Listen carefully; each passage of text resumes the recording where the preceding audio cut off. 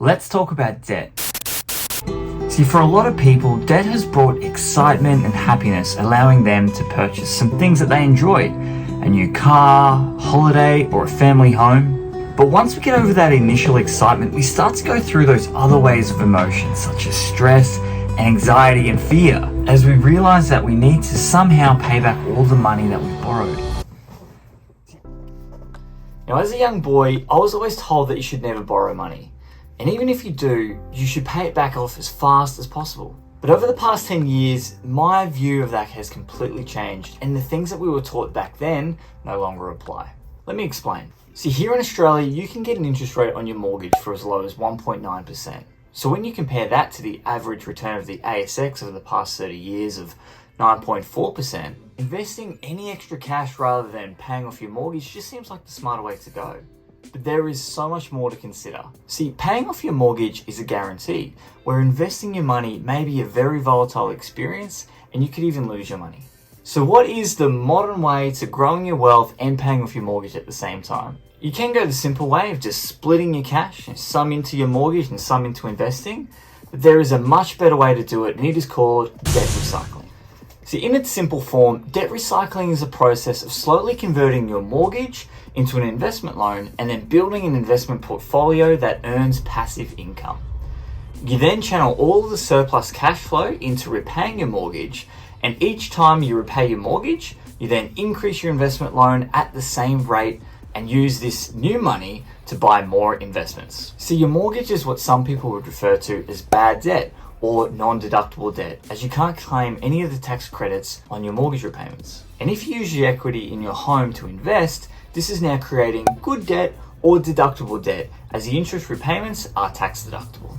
Debt recycling isn't for everybody. There is a criteria that you'll need to meet before you start jumping into this. So first, you're going to need a home, a mortgage, some productive equity, and a surplus in your cash flow or the ability to save. But to understand the productive space in the use of debt recycling, we need to break it down into 4 more elements. And I call these the equity elements. So that is the roof, the ceiling, the productive space, and the mortgage. So firstly, don't ever touch your roof. See, one hole in your roof can lead to all sorts of damage and something that you would rather not experience. And hopefully when you've bought your home, you've concentrated on mastering savings first and put down a 20% deposit, which is your roof. So your ceiling at 10% just provides you that extra layer of comfort. So together, your roof and your ceiling make up 30% of your home. And this should always be untouched equity. So if you haven't got that, that's your first target. But to do this, calculate your property value times 70%, and that will give you your mortgage safety target. So this means that your productive space becomes any equity beyond the 30% that we've reserved for your ceiling and your roof. So let's bring this all together and use some real numbers so we can paint a picture for a home with a value of $700,000. To have a minimum margin of safety in this scenario, your mortgage would need to be $490,000, which is the property value less the roof and the ceiling. So this gives us the numbers we should seek out as a minimum amount before beginning the debt recycling strategy. So when should you start? So let's assume you've ticked all the boxes of having a home, a mortgage, an income, and the ability to save. You'll also want to tick 2 other boxes. The first one is just getting comfortable with investing intelligently. And the second one is understanding yourself and your emotions relating to debt and investing. So once you've ticked all those boxes, you've got your productive space, you understand your income, investing, and you understand yourself and your emotions, then you're ready to go. So step 1. You make your normal principal and interest repayments, plus any extra repayments that you can make on your mortgage after factoring in your bills and your cost of living. Step 2, set up an investment loan or a line of credit secured against your home. And each time you pay down your mortgage, you match that repayment with borrowing via your investment loan. So if you repay your home loan from $400,000 down to $398,000, then you would borrow an additional $2,000 back onto your investment loan. So yes, your total debt will still be $400,000, and I'll get to that shortly. Step 3. Now that you've borrowed money via your investment loan, you transfer that into your portfolio and invest intelligently. Now, as debt recycling demands a good amount of passive income, you'll choose investments that typically have a good history of paying a high dividend and who have consistently increased the amount that they've paid back to their investors. Step 4. Sit back and receive your passive income. Step 5. Now, when you're debt recycling, you're going to really look forward to tax time for 2 reasons.